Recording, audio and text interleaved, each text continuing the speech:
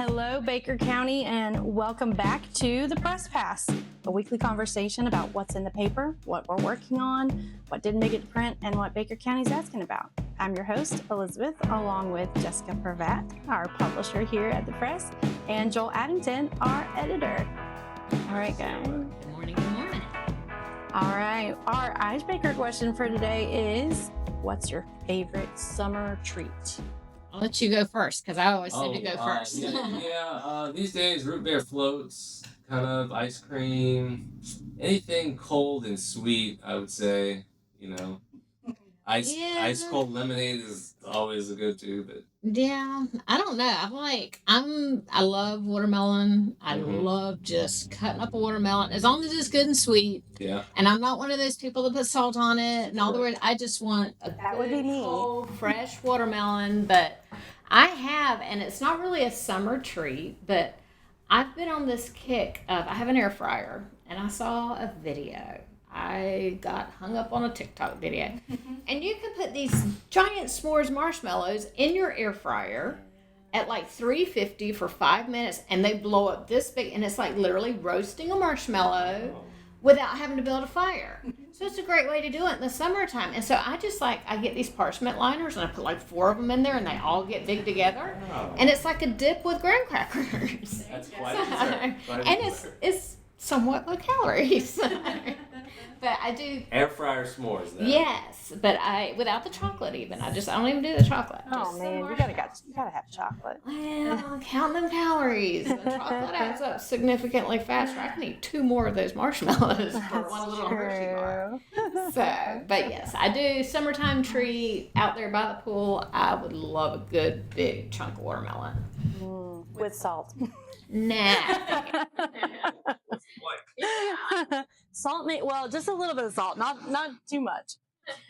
All right, so our big story this week is the county budget. It's budget season, everybody. Specifically, the sheriff proposed a budget increase and the county's upcoming budget workshops, and the bigger question of how Baker County should balance what they save versus what they spend. So you guys want to talk a little bit about that? Take it away. Well, I'll just set the table a little bit, but the sheriff's office sent a letter to the county commissioners not too long ago requesting about $1.75 million more year over year, and about half of that is for a quote-unquote countywide document management system, which is very vague language. I was about to say. I mean, I got one on my computer that you can have for free, but this one apparently is very large and very expensive. Although I will say that even though it is being requested by the sheriff, he's going to have to get buy-in from county commissioners, and that's 5 very independently minded individuals who are going to have a lot of questions, as do we. Still, if it were to be funded by the county commission, I'm almost positive they would spread the pain, so to speak, or the cost burden amongst all of the county offices and constitutionals and departments, etc. I just don't see county commissioners saying, okay, we're going to fund this countywide system and only make the sheriff pay for it. I think, because it seemed kind of odd to me that the sheriff is the one putting in a request for a countywide system. I mean, that I'm very, very curious to see and get definitely more details on what exactly this is, because it's. And I did some searching. There's only a handful, maybe 10-ish, large, companies that can provide the scale of a system for this kind of money. Right, because I mean, to me, if it's countywide and it involves the sheriff's office, I guess I can't wrap my mind around why the county needs it. And I'm sure there's no doubt in my mind that Sheriff Roden and Under Sheriff Cruz are going to be able to tell you all about the reason and the purpose, but I'm definitely going to need that breakdown because that's a lot of money. That's a lot of money, and is, like you said, the vagueness of the request just leaves a lot of open doors. But fortunately, there's still plenty of time to dig into those details with the way that the county budget. I mean, they probably should have started talking budget like 2 months ago, because they're already starting up against a hard deadline. I mean, they've only got July now And then August, it gets down to the nitty gritty to meet those September deadlines. Yeah, they have a little more than 2 months to pass a budget that's required by law. And bad things will happen if they don't, obviously. But I do foresee over the next month or so, you're going to see a lot of meetings, a lot of discussions. The first one's scheduled for July 7th. So mark your calendars for that. There are probably meetings happening right now between the sheriff's office, the property appraiser, and county commissioners, not all together. I'm saying they're probably having pre-budget meetings before the budget meetings right now. Yeah, because I mean, the way that they, and just to be very clear, these budget workshops that the county commission holds with everybody, where they have each constitutional officer come in and basically present their budget to them, and including the sheriff. And then, of course, each department within the county has to come present it. These are all online. And so the public can watch them in real time. You can watch them after the fact. Those are workshops. Those are not where decisions are made. That is where they basically come and say, this is what we want. And then the commission has time to kind of sit back and ask questions. They'll consider it. They never really come out and say, like, we're gonna cut this. We're gonna fund this. Right. But they listen. They ask questions, and then towards the end of the process, come August is when they have to start projecting, how much they're going to spend or not spend, how much surplus they're going to have. They are going to have some surplus. They're going to have money to spend. We do know that. Yes. And I mean, they, according to Commissioner Tyler Mobley, as of Tuesday, the county auditors are very close to finishing the latest audit on the prior fiscal year, which would be the, let me see, we're in 26 now, so it would be the 24-25 fiscal year, which ended September 30th last fall. And now we're, of course, they have that June 30th deadline, and it sure would be nice if they could hit. And the auditors have assured commissioners they will meet that deadline. Yes. So that's not really in question, but it is going to be very interesting to see those numbers, because those numbers will definitively say how much money the county had to start this fiscal year that we're currently in. And of course, all those numbers will be projected forward to the next fiscal year. Yeah. And like Jesse said, that's going to be the nitty gritty come August. But we'll have all the coverage next month, and probably some pre-coverage once we get those agendas come the next couple of weeks. Yeah, because it's just, I mean, everybody always says, what do they spend their money on? This is kind of people's opportunity. And because of the fact that they stream via YouTube and Facebook, this is your chance whether you can make those meetings, because some of these are marathon. I mean, in years past, they did it like all in one day, and they were there from early morning until super late at night. Good Lord. Yes, they changed that this year. So they're like doing constitutionals one meeting, and then they're doing the departments the next.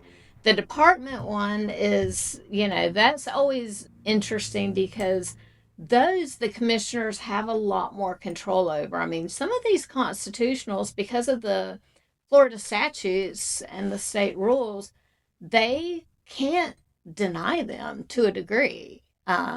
I mean, like if the sheriff and or other constitutional officers can appeal a denial to the governor and the cabinet. And then of course you got to make your arguments to them. But that's a dangerous, dicey game. It is. But I can assure you, with the discovery of all that extra money, that everybody's going to come with their hands, probably both hands out. The sheriff is tipping his hand a little bit, as an opening salvo, an opening offer, an opening proposal. Right. I say this is all going to be negotiated, and of course in tandem with all the other constitutional officers. Yeah, because I mean, just like at this past Tuesday night's meeting, Public Works Director Chris Lee is already talking about, more compactors at the dump sites, and more this and more that, and spending more money here and there. Every department's going to have an ask for something, because again, they are projected to have basically a $20 million surplus to kind of budget with.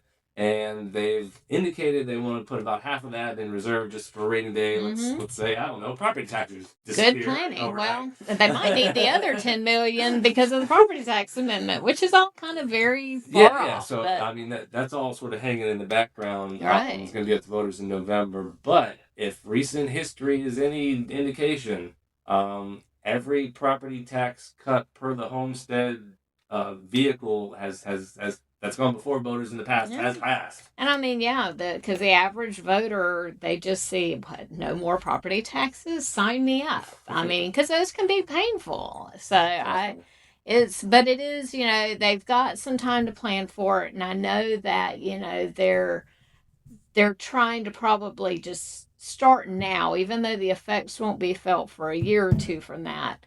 They are planning now accordingly. They may decide again to almost put all of that or 80% of that. Just say we don't know what's going to happen in November, so let's don't touch it, and then they're going to budget accordingly. So, I mean, we shall see their approach, but they have a lot to focus on, and it's one of those times. I was about to say, and with the commission, I'm so fond of the term "kicking the can down the road" because that's always been their history, but this is a good opportunity one more time to kind of be proactive about stuff. And, whether that is putting more back in reserves, spending some money, in places where you need it. But as one of the commissioners made the comment to me, you got to be very careful what you're adding in because if they're one time expenses, that's one thing. But if you create an expense that's going to just increase your overall budget year after year after year, you've created a future problem when you don't have the excess. So they have a lot of things going on, a lot of things to think about, and I'm kind of glad I'm not sitting in one of those 5 seats. Yeah, but we'll be following and of course reporting it as we get it. Yeah. And speaking of those 5 seats, we've got our developing story, which is probably going to be covered a lot in the next couple of weeks and months. The 2026 election.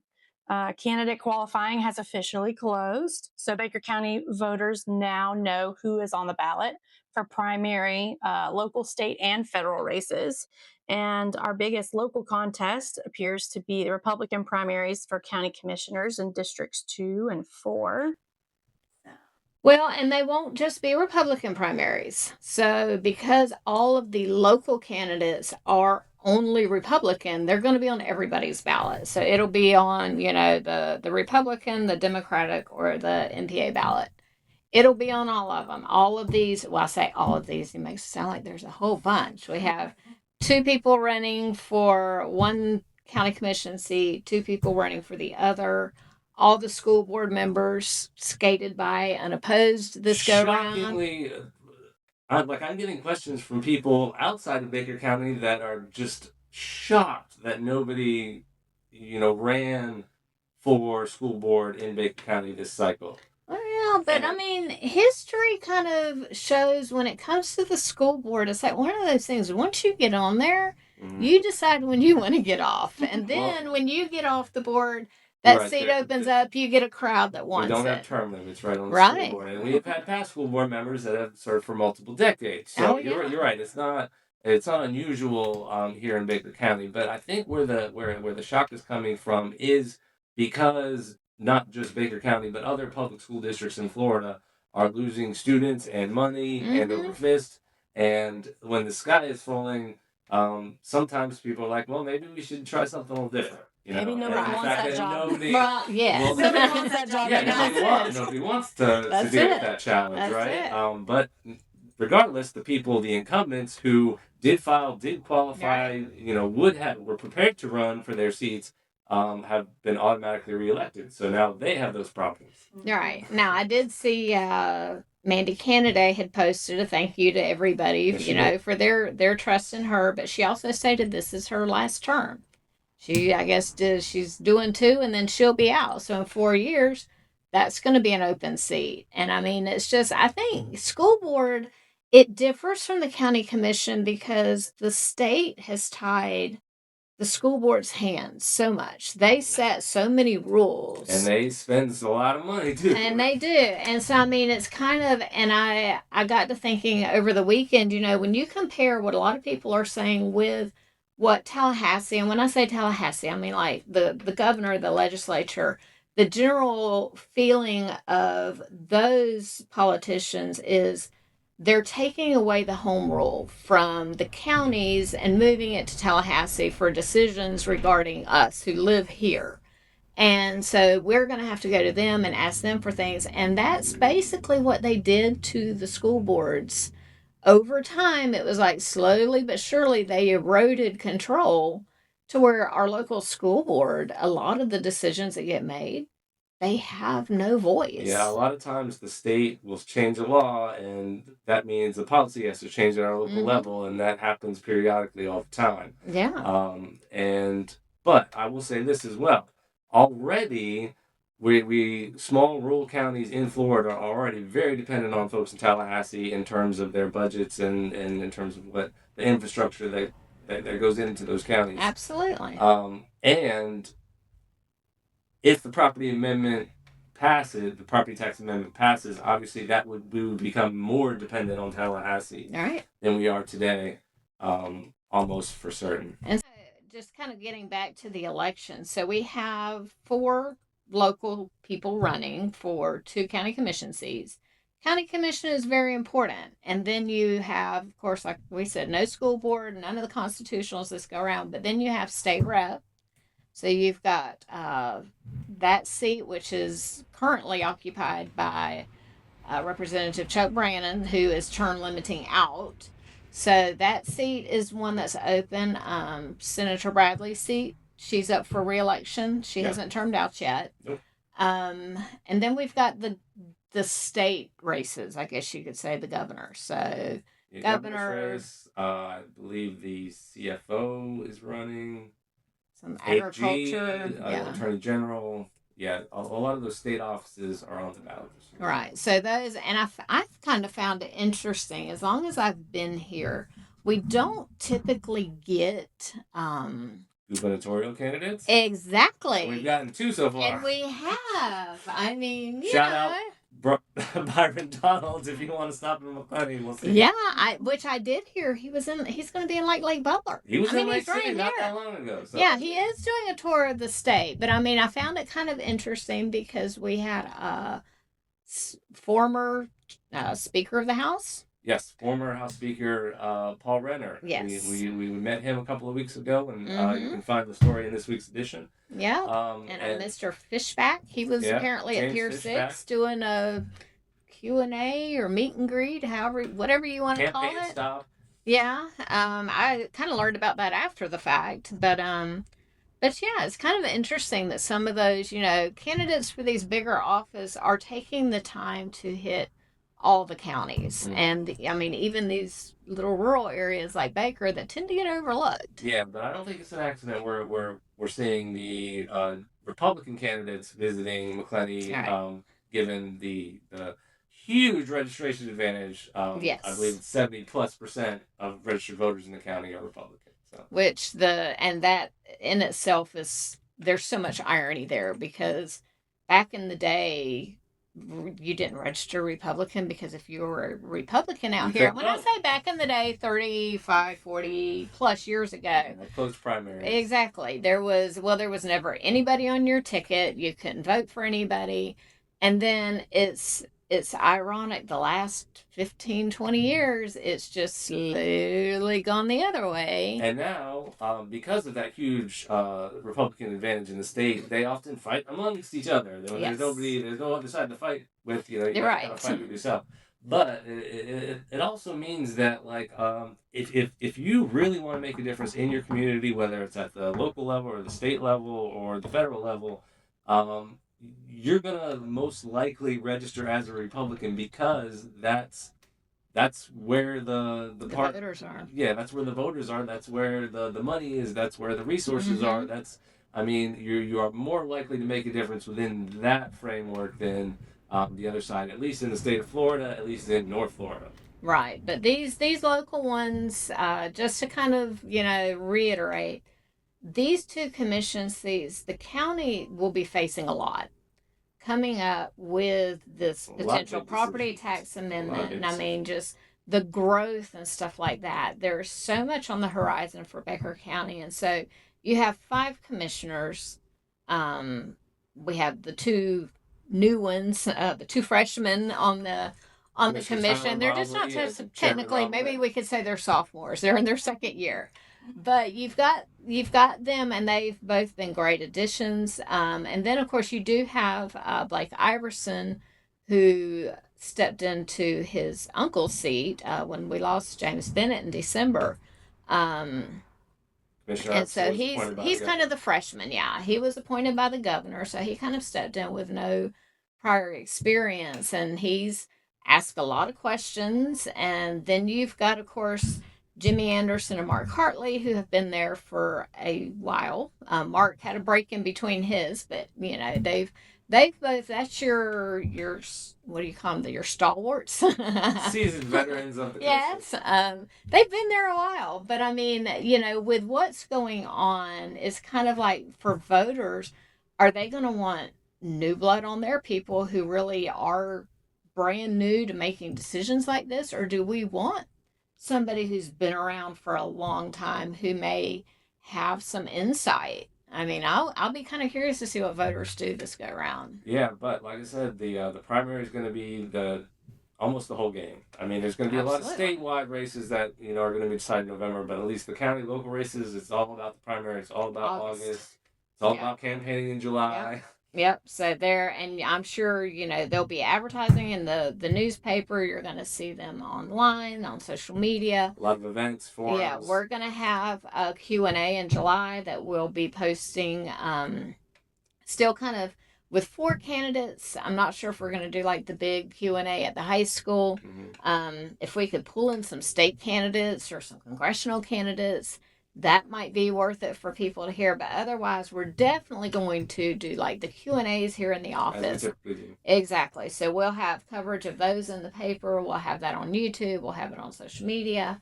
But definitely check out this week's edition for everybody who's on that primary. Exactly. So kind of get that preview so you know who to be looking out for. So if you see them at Walmart, you can pin them down and ask them what you want to know. All right. For our pivot story a little bit, let's talk about Little League. It's in their postseason now. It's a huge part of our community. So tell us the rundown on that, guys. Say, Joel, you were just looking. Yeah, they're still going. They got a game tonight, I believe, in Hilliard. Hilliard's what you said, the All-Stars. All right, so we got one more boys team that's still playing. I believe the minor boys, they ended their run last night. But several teams have made deep runs in the postseason in terms of district Little League play around the region. I was at a game in Arlington last week. Got kicked off the field by an umpire, by the way. Well, that's an interesting side note. No. Yeah, it's all right. It's better to ask for forgiveness and permission kind of thing. But regardless, good luck to the boys tonight as they take on another challenge, and congratulations to all the players that made deep runs, and best of luck next season. Did you get the shot though? Did you get the shot? Okay. Now the girls, we had them on the front page. They ended up being district champions. Yes, they came home with the title banner, and that was awesome. All right, because this says the minor girls all-star team took control of the district tournament from start to finish. They outscored their opponents 66-7. That's pretty, yeah. But you know what? You think about girls softball in Baker County. I know, it's a religion. I mean, the domination out here. I mean, we may not have a whole lot of state titles to show for it, but they get there every year. And I mean, and this is why they start early. They start early and they play. And I mean, and the boys too. It's amazing, just when it comes to sports out here, our kids, I mean, being in those rural areas doesn't seem to be a bad thing because we dominate a lot of sports when it comes down to it. And shout out new Bobcats baseball coach, Coach Corson. Yes, Corson, and he was, I guess, the assistant. Stepping into the head coach role. So yeah, we're going to hopefully get him for an interview next week. Yeah, so I mean, yeah, the Little League teams, though, those all-star teams, they tend to do well, and we wish them the best of luck and hope to maybe make a couple of more games and see them go as far as you can when it comes to Little League. I'm not that familiar with it. I don't know how far they go. If they go to like the World Series or That would be super cool too. All right, so one of our users submitted questions, which, by the way, if you didn't know, we'll have a link in the bottom of our caption on YouTube. Definitely send us some questions. We've only got a few left. So one question was, what specific infrastructure improvements like roads, water, sewer, schools, public safety are needed over the next 10 to 20 years, and how will they be funded? They're in all of the above. Yeah, when it comes to public infrastructure, we don't have a lot, but I would say probably the two big ones I would highlight would be more paved roads. I mean, obviously the county's got a lot of unpaved roads, some of them with a lot of traffic on them. But anyway, so yeah, road paving money, most of that comes from the state and gas taxes.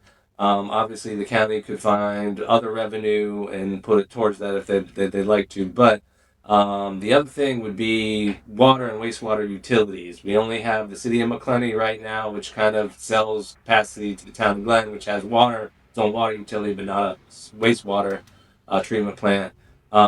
So getting a new utility, or more than one, there are plans for new utilities both in the western county and sort of southeast of Baker County, 301 kind of area. Yeah, the Maxville area, I think. There's another, and the same. I mean, it's a group of investors, but one of them being the property owner of the Woodstock Industrial Park, which was on the county commission agenda Tuesday, but got pulled due to some travel issues. But the property owner, Roberts Land and Timber, is going to have an attorney at the next, I believe it's the July. I think it's the July 7th or 21st. It's one of the meetings.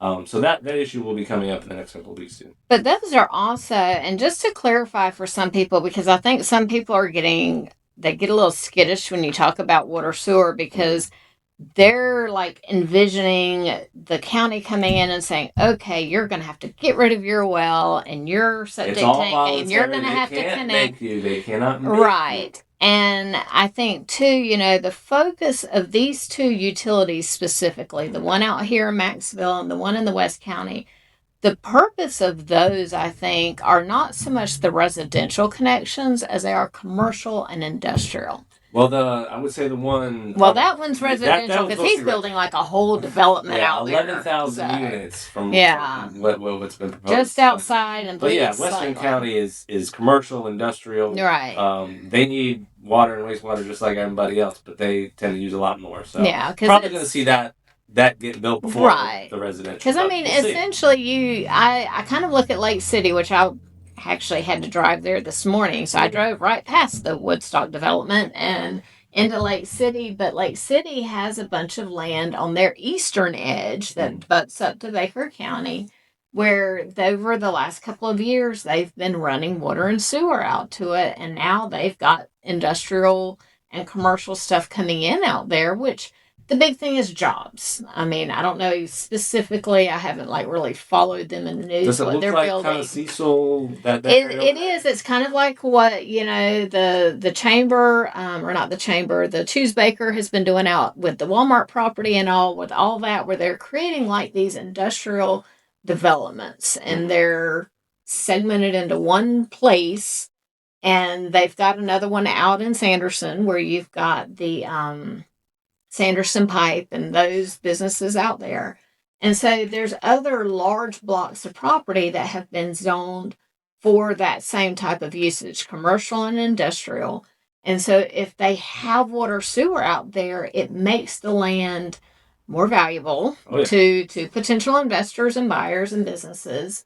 And it's also it increases your options of what you can have. Because right now, if they have to come out here, depending on the size of the building and the complex and what they're doing, they may have to build their own wastewater treatment, and that becomes cost prohibitive. Yeah, essentially you either have to run lines from an existing system or install a new system, and if you're just doing it for yourself and your own purposes, obviously you're not going to need the kind of capacity that a large system would. But right. Economies of scale come into play. Obviously, there's a lot of things that need to happen between now and two new utilities being formed to the east and west of us. So. Right. But I mean, in terms of a lot of these improvements and how they will be funded, I will say the county is currently investigating impact fees. Mm-hmm. They've signed a contract with a company and a set of attorneys. You have to have both now, new rules, thanks to the Florida legislature, that comes in and does a study that says, okay,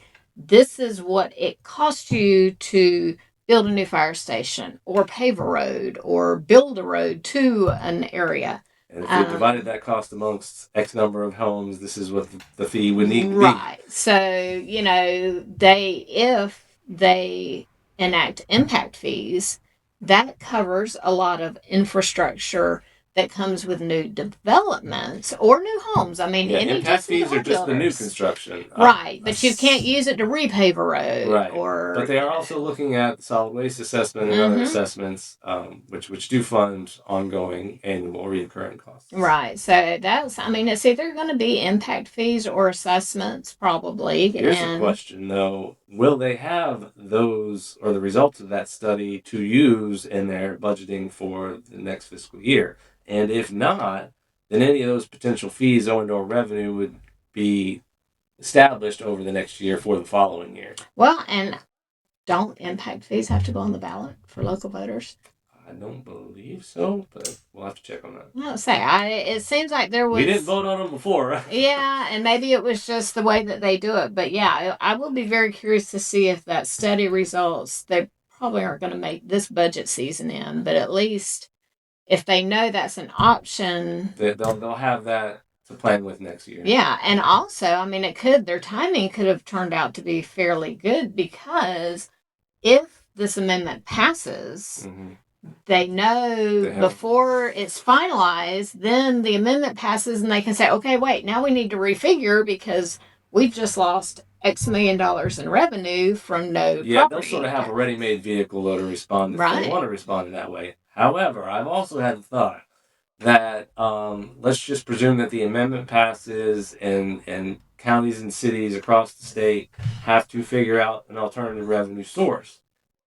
They are going to have to do that in real time with voters reacting and their public and their constituent and their residents reacting in real time to whatever that alternative is. You're right. So that is obviously going to be a very heavy lift if it comes to pass. That's true. Lots and lots to think about. All right. That about wraps it up for us. Jessica, tell them why they should follow us on YouTube. Because you like us. You like hearing us faces talk. online. Yes. No. You need to hit subscribe and like us and follow us on YouTube, and subscribe to the paper too. But YouTube is an easy way you can listen to us while you drive. You can just hit play. You don't need to see us. It's free. And it's free. And that's the other big thing. It's a good way to stay informed, know what's going on, and it won't cost you a penny. We are trying so hard to make it to 500 subscribers, and we're halfway there. We're over halfway there. We got 252 as of this morning. So we need 248 people to step up and just hit the subscribe button. You don't ever have to come back and watch us again. You never want to see our lovely faces. No, let's say that. We need watch hours.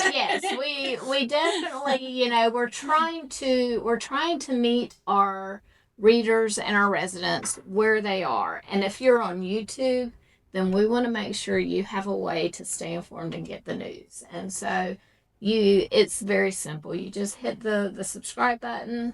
Join us. You're going to get those alerts when we do post something. We're going to read your comments. We're going to respond. Exactly. I mean, it's a great platform to interact with us, if you're not on social media. But if you are, we're also on Facebook. We're on Instagram. I think we have a Twitter.